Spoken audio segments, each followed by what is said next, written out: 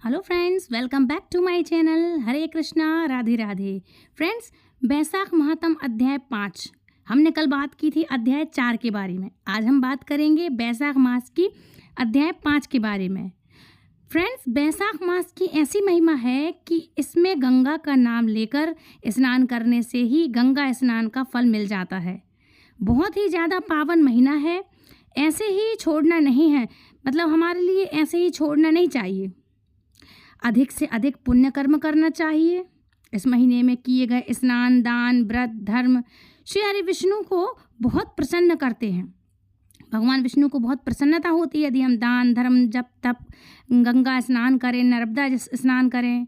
और वैसे भी मैंने काफ़ी सारी वीडियो में बताया है कि यदि आप बाहर जाकर स्नान नहीं कर सकते हैं तो कुछ ड्रॉप्स घर में ही अपनी बाल्टी के पानी में डालें।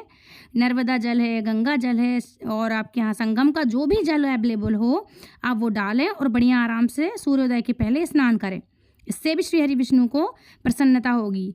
सिर्फ नदियों के नाम लेते जाएं, हर हर गंगे, हर नर्मदे। मैंने काफ़ी सारी वीडियो में भी आपको ये बताया है। अब श्री गणेश जी महाराज और अपने सदगुरु देव को याद करेंगे। बैसाख महात्म 5 का अध्याय सुनते हैं हम। अब फ्रेंड्स, 3 लोक 14 भवन तेरी जय जयकार करे। गणपति गण देवता हर लो दुख अपार हमारे। बोलो श्री गणेश देव जी महाराज की जय हो। गणपति बप्पा महाराज की जय हो। हमारे सदगुरुदेव जी महाराज की जय हो। फ्रेंड्स, कहते हैं गुरुदेव के बिना हमें कोई ज्ञान नहीं, बिन गुरु के कोई ज्ञान नहीं होता है। इसलिए अपने अपने गुरुओं की जय जरूर करें और जिनके गुरु ना हो तो भगवान शिव को अपना गुरु मानकर उनका नाम लेकर अपने हर काम की शुरुआत करें। फ्रेंड्स, माहेश्वर गुरु साक्षात परब्रह्मा तस्मै श्री गुरुवे नमः। बोलो श्री गुरुदेव जी महाराज की जय हो। जय विशाखा मास महत्म की। फ्रेंड्स, अध्याय 4 से श्री नारद मुनि द्वारा बताया हुआ मतलब मुनि शर्मा और पांच पापियों की, जो प्रेतों की, जो हमने वृतांत सुना था।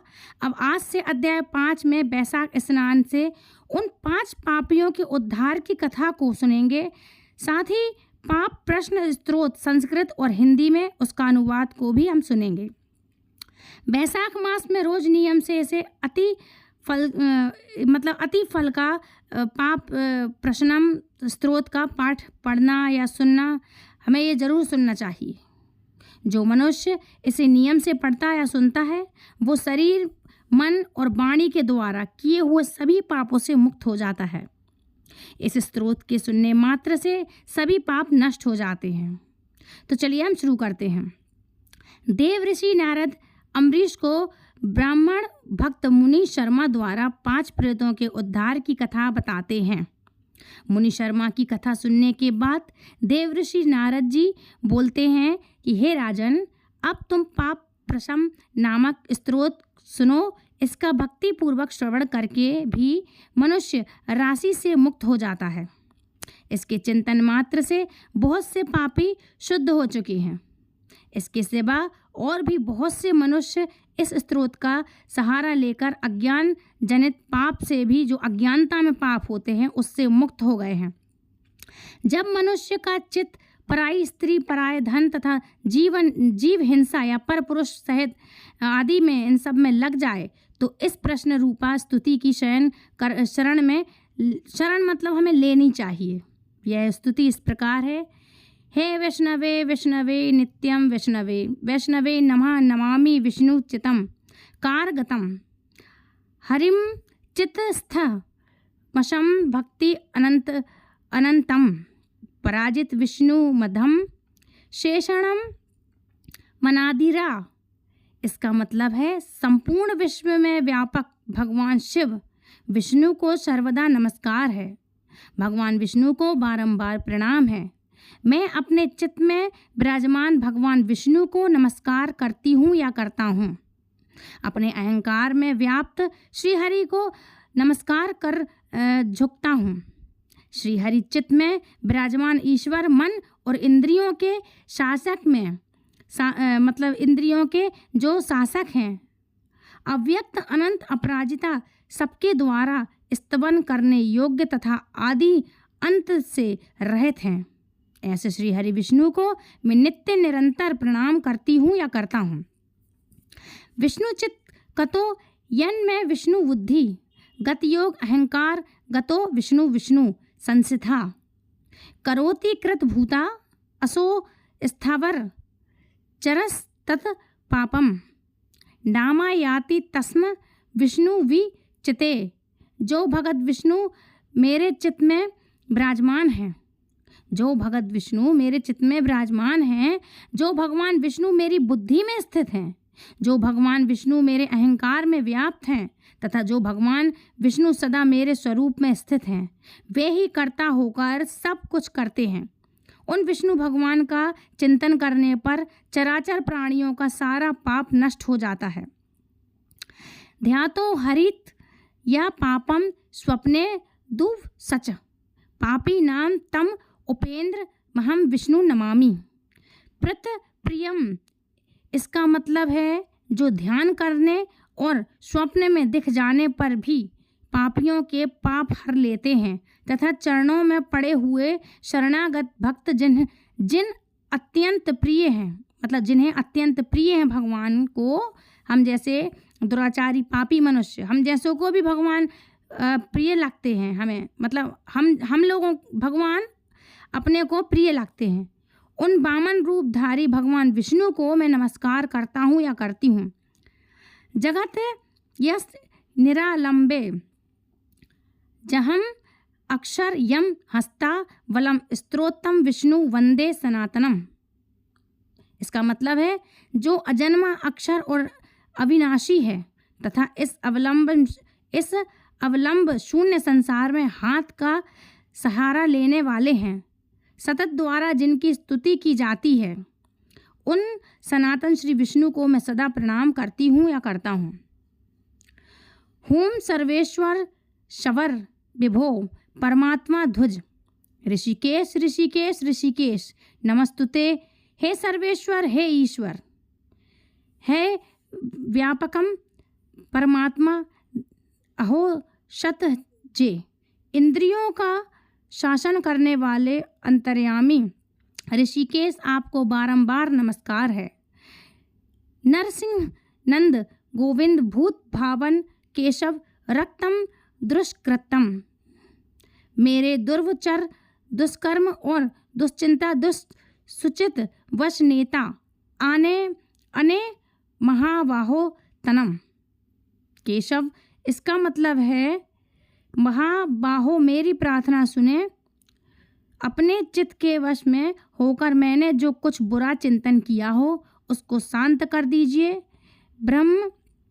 ब्राह्मण ने देव गोविंद परमार्थ परायण जगन्नाथ जगत दवात पापम स्वयं चित्त, इसका मतलब है ब्राह्मणों का हित साधन करने वाले देवता गोविंद परमार्थ में तत्पर रहने वाले जगन्नाथ जगत को धारण करने वाले अच्युत मेरे पापों को नाश करें, मेरे पापों का आप नाश कीजिए। यम परायण सहायेन मध्य च तथानि काय मनसा वाचा कृतम पापा जानता जनता जनता च ऋषिकेश पुंडरीकाक्ष माधवना मत्र चारणता सर्व यात मम शयम। इसका मतलब है मैंने पूर्व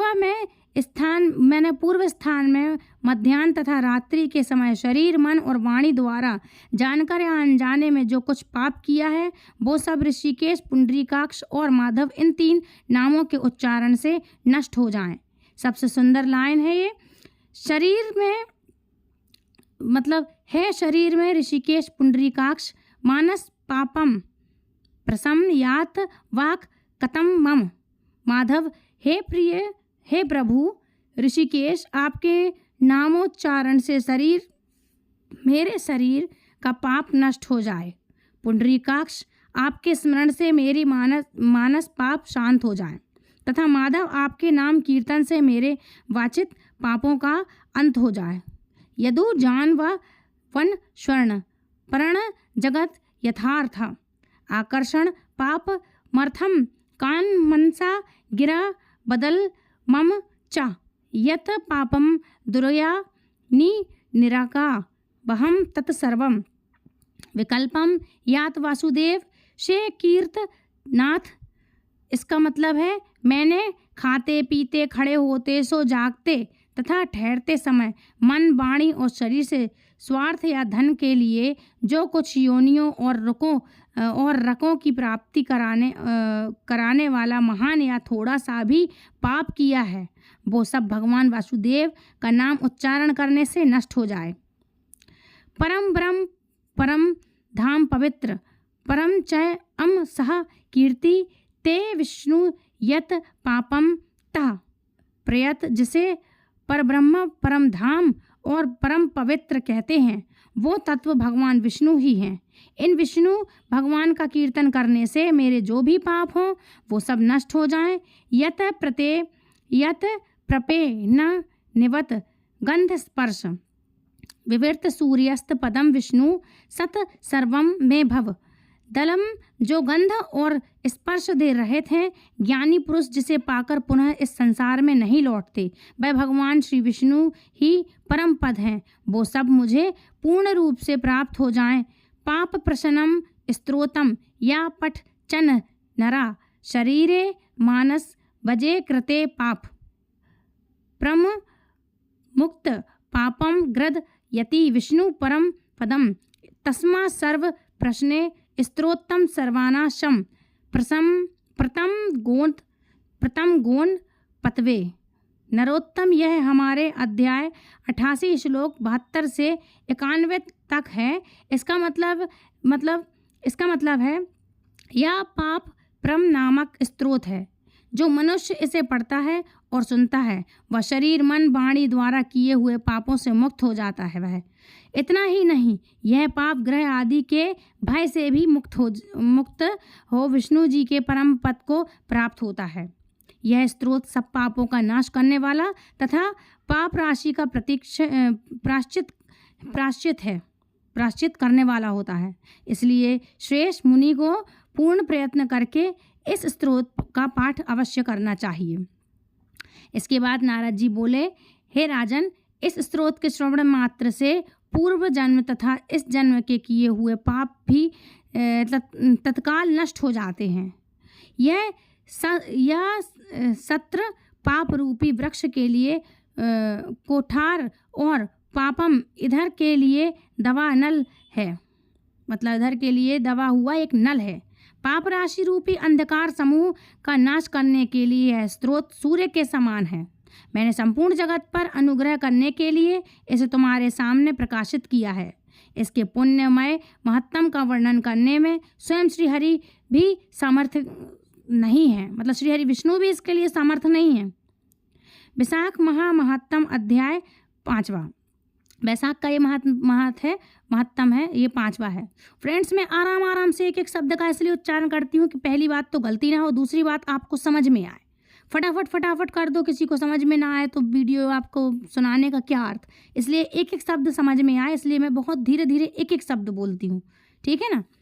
फ्रेंड्स, समाप्त क्षण भंगुर जीवन है, ये अपना जीवन है जो क्षणभंगुर है। पगले करते प्रभु का ध्यान, ले ना जाने कब्दे का पंछी कर जाए, प्रस्थान रे है ना। यह याद रखो, मन में बसा लो, जीवन का कोई भरोसा नहीं है। इसलिए अभी भी समय है, ज़्यादा से ज़्यादा नाम जाप करके जन्म मृत्यु के चक्र से मुक्ति पालो। फ्रेंड्स, गृहस्थ में फंसे हुए माया के चक्रव्यूह में अंदर घूमते जा रहे हैं हम लोग। काम, क्रोध, लोभ, वासना, चुगली आदि कितनी ही बुराइयों से रोज अनगिनत पाप करते हैं।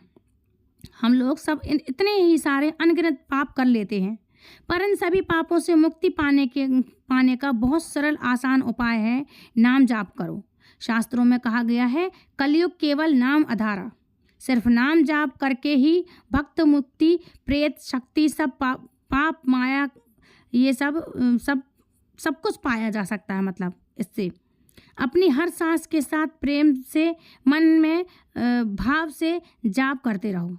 हरे कृष्णा कृष्ण कृष्ण हरे हरे, हरे राम राम राम हरे हरे। फ्रेंड्स, अधिक से अधिक इस वीडियो को आप शेयर करें और माघ मास के प्रभाव के इसके महत्तम को सबको बताओ, अपने शास्त्र का ज़्यादा से ज़्यादा प्रचार करो, ये भी एक सेवा ही है। तो फ्रेंड्स, आई होप आज की आपके लिए वीडियो पसंद आई होगी। देखो, मैंने इसका सब धीरे धीरे तो बताया, आपको बहुत धीरे धीरे और आसानी से बताया है। यदि आपको वीडियो पसंद आए तो प्लीज़ लाइक शेयर कमेंट करें, चैनल सब्सक्राइब करना बिल्कुल ना भूलें। यदि कुछ आपको समझ नहीं आया तो प्लीज़ कमेंट करके मुझे ज़रूर बताएं। मिलती हूँ ऐसे इंटरेस्टिंग जानकारी के साथ नेक्स्ट वीडियो में। तब तक के लिए फ्रेंड्स, राधे राधे, हरे कृष्णा। आज का ज्ञान नारद जी का यही था, तो आप अच्छे से सुने और एंजॉय करें, दूसरों तक शेयर करें। मिलती हूँ नेक्स्ट वीडियो में। राधे राधे, हरे कृष्णा, हरि बोल।